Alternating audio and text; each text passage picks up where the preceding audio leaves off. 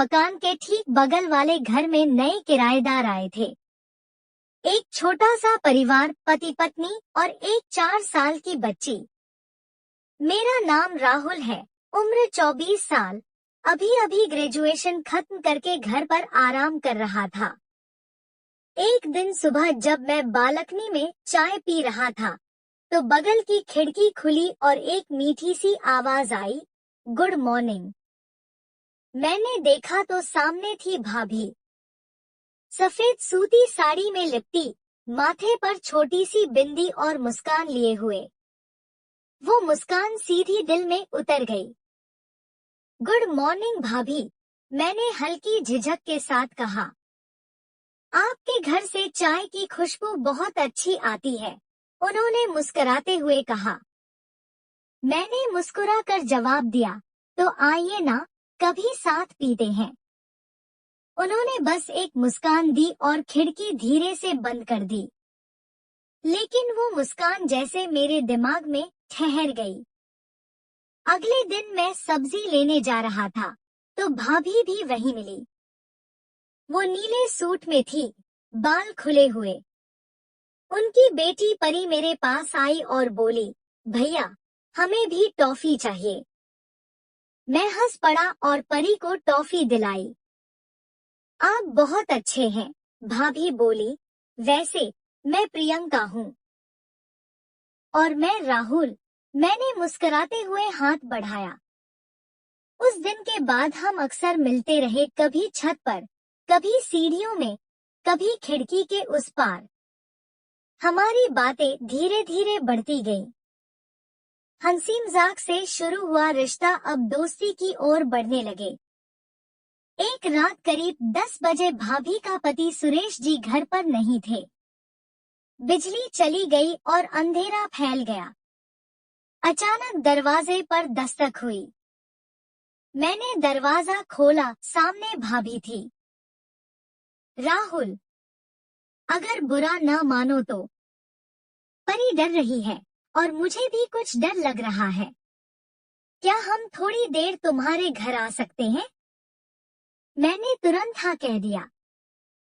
परी मेरे बेड पर कूदने लगी और भाभी वहीं पास में बैठ गई। आपको डर लगता है?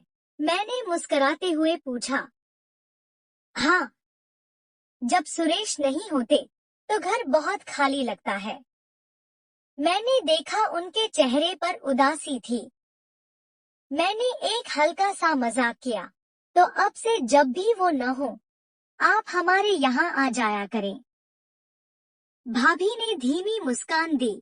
सच कहूँ तो अच्छा लगता है यहाँ। अब हर दिन हम करीब आने लगे।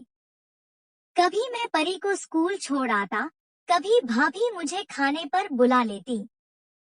वो अकेलीपन से जूझ रही थी और मैं एक दोस्त की तलाश में था। इस खालीपन में हम दोनों ने एक दूसरे को भरना शुरू कर दिया। एक दिन भाभी ने कहा, राहुल, अगर मैं तुमसे कुछ कहूँ तो बुरा तो नहीं मानोगे? कभी नहीं, मैंने कहा। तुम जब पास होते हो तो सब कुछ हल्का लगता है। सुरेश तो दिन भर काम में लगे रहते हैं। तुम्हारे साथ कुछ पल बिताना मुझे अच्छा लगता है। मैंने उनकी आंखों में देखा, वो खालीपन, वो चाह, सब कुछ साफ दिख रहा था। एक शाम बारिश हो रही थी। बिजली फिर चली गई। भाभी बालकनी में खड़ी थी, बाल भीगे हुए और चेहरा भी थोड़ा उदास। मैंने उनके पास जाकर छतरी थाम दी। अगर बीमार हो गई तो कौन देखेगा परी को? मैंने कहा। वो मेरी ओर देखती रही। क्या हुआ? मैंने पूछा। कुछ नहीं, उन्होंने धीमे से कहा और मेरा हाथ अपने हाथ में ले लिया। मेरे दिल की धड़कन तेज हो गई।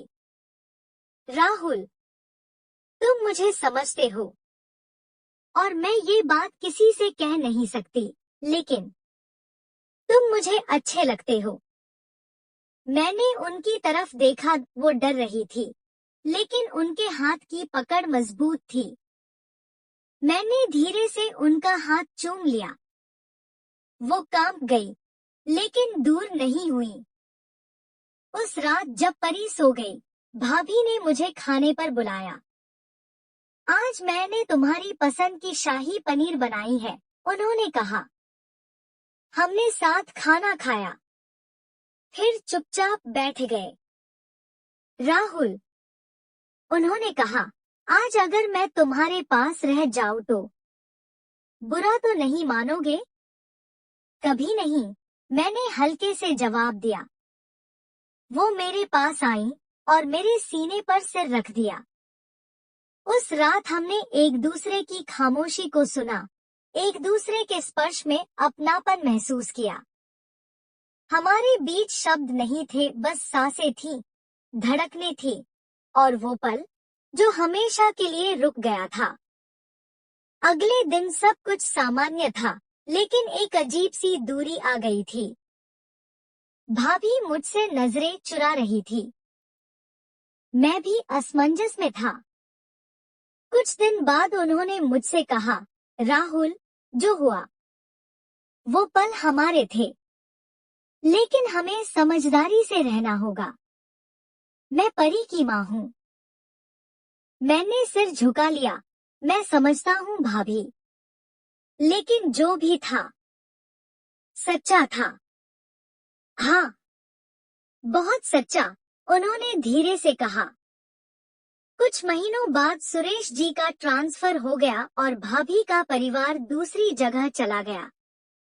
वो दिन आज भी याद है जब भाभी ने विदाई के समय मुझे गले लगाकर कहा, तुम्हारी दोस्ती और वो एक रात मैं कभी नहीं भूलूंगी।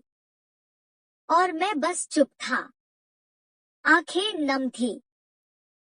आज भी जब मैं अपनी बालकनी में चाय पीता हूँ, उस खिड़की की ओर देखता हूँ जहाँ से वो गुड मॉर्निंग आई थी,